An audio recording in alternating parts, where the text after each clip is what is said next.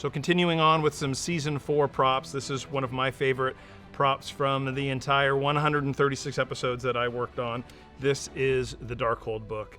To me, this is a prop masterpiece. It encompasses so many levels of interactivity with other people and other departments. First, we had to come up with the word Darkhold. It's an ambigram, so it reads the same way forwards, backwards, up and upside down, which is really cool. So we made it look like it had this hammered texture, and it needed to look otherworldly, so we created this border around it.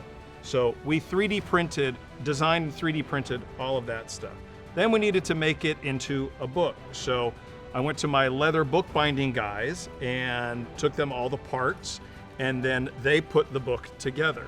So we added in some cool, very interesting textures, and then the pages are really interesting too. You can't just go with a simple paper. This is actually vellum, so I took a lot of vellum sheets, took it to my painter, and then we just aged down the vellum. So there's a really interesting texture and feel to these. Then we had to figure out what kind of language was in the book itself. So when we first see it, it magically appears.